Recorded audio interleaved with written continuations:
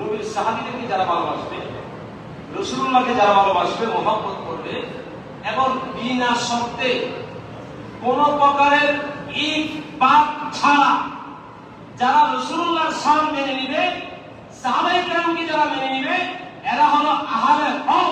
আর এর মধ্যে যারা হেরফের করবে এরা হলো আহলে বাতিল। কি বলেন, ঠিক কিনা? এই যে সূরা আসরের উপরে যে কথাটা আমি বললাম, হাদিস শরীফ, এই হাদিস শরীফটা সামনে রাখেন আর আপনি আপনার চারিপাশে চুপ রাখেন, দৃষ্টি রাখেন। আপনি দেখেন কে সাইয়েদা সিদ্দিকা করে শানে বিয়াদবি করে, কে নবীর সাহাবীদের শানে বিয়াদবি করে, কে ওমর আল ফারুকের শানে বিয়াদবি করে, কে মওলানা আলীকে বেশি ভালোবাসতে গিয়ে সিদ্দিকা করে শানে বিয়াদবি করতেছে, আবার কে সিদ্দিকা করে বেশি ভালোবাসতে গিয়ে মওলানা আলীকে ছোট করতেছে। এটা আপনি দেখেন। এরকম যদি হয় বুঝতে হবে সে সিরাতে মুস্তাকিমের উপরে।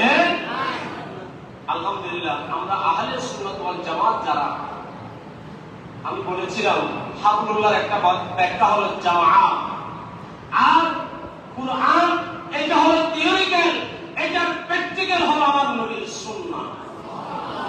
এইজন্য জামাত সুন্নাহ, আহলে সুন্নাত ওয়াল জামাত মানে হলো নবীর সুন্নাহকে যারা ভালোবাসে, নবীর সাহাবীদেরকে যারা ভালোবাসে। সুবহানাল্লাহ।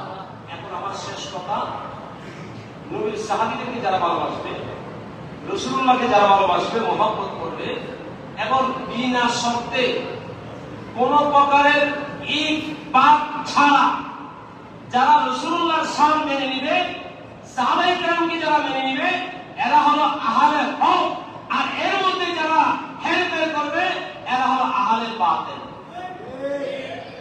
কি বলেন, ঠিক কিনা? মাহফিল আঞ্চলিক নাম করা যদিও আমার ব্যক্তিগত পছন্দ না, কিন্তু আমাদের ভাই একটা নাম করছে, সুন্দর লাগছে।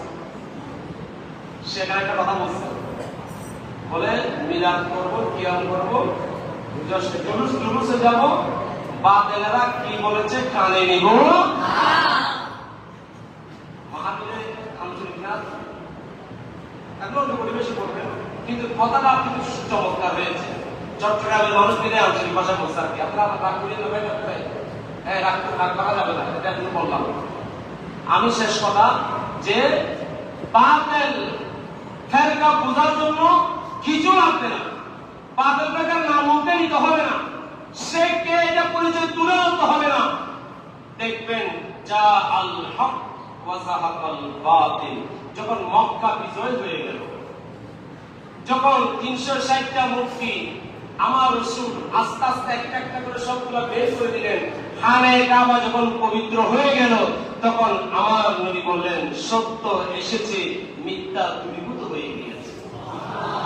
আর মিথ্যা তো দূরীভূত হবেই, মিথ্যা কখনো স্থায়ী হবে না। আল্লাহ আমাদের ঈমানকে হেফাজত করার তৌফিক দান করুন।